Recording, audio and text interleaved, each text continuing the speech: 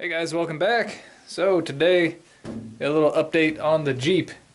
So, I've been doing a lot of work on it, as you can see here. So if you never wonder at least once if you're in over your head, that means you're not really working. We're working today.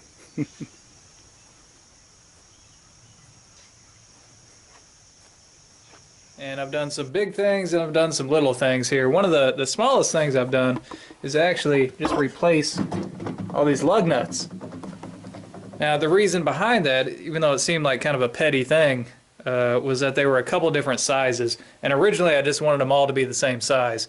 But I'm really glad I changed them out because a lot of them were rounded out and they were rammed down with an impact wrench. And if I would have had to change one of these tires on the side of the road, it just wouldn't have happened. It was a nightmare for several hours to get all those lug nuts off. But now they're all the same and they're good to go. I replaced the soft top here. And it doesn't fit perfectly, but it's a lot better than the old one was. As you see, I still got the gray color here because I like that with the blue. This is a Quadratec Quadratop. Kind of doubt you'll be able to see the name brand there, but got bad lighting in here. The only major problem I'm having here is just that it's not really fitting up top on the doors. There. You might be able to see, it kind of fits down here, and then as it gets up here, you got about a ½ inch of material that's sticking out too far. It's almost like the Jeep needs to be an inch longer. But other than that, it's really good. It's at least a big step up from the one that was on here, which wasn't waterproof. So, done that, and this past week, you might notice I haven't been posting very many videos lately. That's because my dad actually came to visit me, and for the whole week that he was here, we pretty much just worked on stuff. And the Jeep here was one of those things that we worked on. So, he taught me how to change the oil in it, which some of y'all might think that's kind of funny that I'm in my mid-30s and never actually changed my own oil. I've never been a car guy before, Now, if you would have asked me, I could have told you the steps in it. I've just never actually done it. Now actually seeing how it's done, being showed by somebody who knows what they're doing, and seeing how fast it actually goes, I'm never going to take any of my vehicles to get the oil changed again. I'm going to do them all myself. So I've learned more from Dad in just 1 week of him being here than I have in probably a month of reading through these Chilton's and Haynes repair manuals. So it was a great time. We also replaced the belt in here. And I have a idler pulley that needs to be replaced, and no place had that in stock, so I had to order that. I'm waiting for that to come in. That should come in next week, I guess. Also, I got some LED replacement lights. Let me show you one of them. One of them is under the hood here. Whenever you pop the hood, there's one light in there, and there's two that are the same size that are on either side of the floorboards. Now normally I'm a fan of incandescent lights, but for this purpose I think the LED is a better choice because you have a lot less power draw, and well, if you get an older vehicle, there's a good chance that you're going to have the hood popped for a long period of time. So you want to have less power draw, and plus I'll show you the ones on the inside here. They're a lot brighter too. Alright, because this is a soft top, you don't have a dome light. The closest thing you have is these floorboard lights.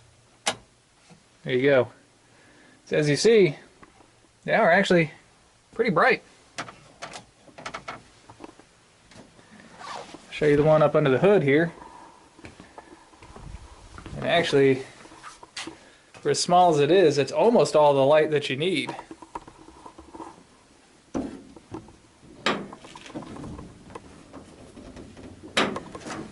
we go. There, you can see it there. So yeah, I mean, you can get a lot of stuff done with just that one light. Also, you can see over there on the battery, there was no battery hold down there, so we put that little clamp there on it to hold the battery in place. So, awesome. Alright, so that's what I've been doing with it. Also, whenever I swapped out the soft top, since I already had to take the top off of it, I went ahead and dropped this windshield and installed a new windshield cowl seal that runs underneath the windshield there. So one of the coolest things that's happened here recently is I got in contact with a guy who owned this Jeep before the guy that I bought this from. See, the guy I got this from had it a little bit less than a year. He was a car guy, but he was into race cars. He wasn't really into four-wheel drives. And he just had this for his wife, and she ended up getting a four-door Jeep. So that's kind of how I came to to own this one. But the guy previous to that, he was the one that was in this Muletown Jeepers organization there, which was how I came in contact with him. Because I looked up some videos on the Muletown Jeepers and I saw this Jeep here doing cool four-wheel drive trail riding stuff.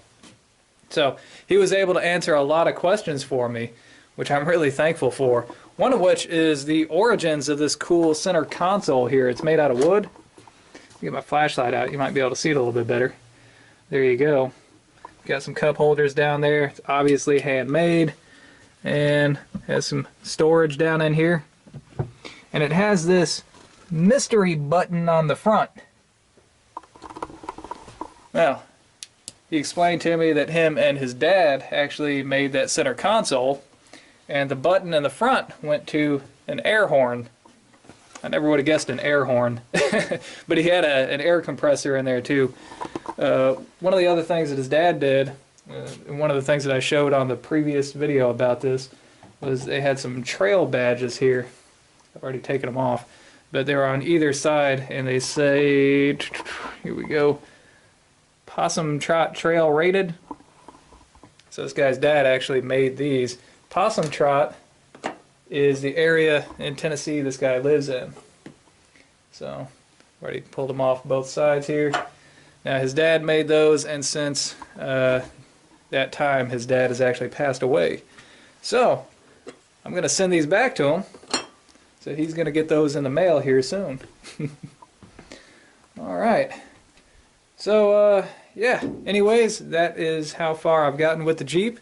I still have to replace the brakes. The brake pads on there. They're getting a little bad here. Also, I picked up some cool accessories. I got this 500-pound capacity deluxe cargo carrier from Harbor Freight here. And it seemed like a really good idea in case I need to cart a deer around or a cooler or something like that. There's one problem. It doesn't really fit in the hitch all that great, and it slopes down in the back. But it's still going to work. I also got the proper size hitch here for our trailer. So now I can pull our utility trailer with it, and it's got plenty of power for that. You almost can't feel it back there at all. And also, one last thing here, sort of little vanity deal. I got a cool new license plate. Yeah. Weekly County Tracking Team, Unit 698. That's me! Alright, so anyways, that is the Jeep. That is my little update here. And I hope you guys enjoyed it, and until next time, thumbs up! Oh yeah, this guy, he used to have a high lift jack mounted to the hood, and whenever my dad came by, he actually gave me a high lift jack, one of the high lift extreme jacks. Thing's huge, 48 inches. Dad used to work at the factory that makes a high lift jack, so I gotta figure out a spot to mount a jack now. I think I found one that mounts on the inside, actually in between the roll bars here. So that's a good spot for it, I guess. I'm never going to have anybody in the back seat. That'll keep it protected from the elements too. Alright, there it is. There you go. And oh yeah, I had one really important question for the guy, and that was, does the Jeep have a name? And he said he never really officially had a name for it, but every now and then he called it Old Blue, and I think every older vehicle that's blue gets called Old Blue. but he did mention that he always liked the name Hoodwinked because it's got this big dent right here in the hood. Apparently that happened with the owner previous to him. They got into an accident and it rolled over on its side. That's how that got that big dent right there. But he said it kind of looked like the hood was winking at you.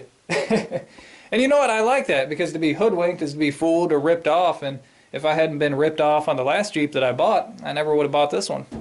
So I think now it actually officially has a name. I'm going to go ahead and christen it. It is now Hoodwinked the Jeep. It's kind of a goofy name, but hey, I like it. Alright guys, for real. Hope you guys enjoyed it. Until next time, thumbs up.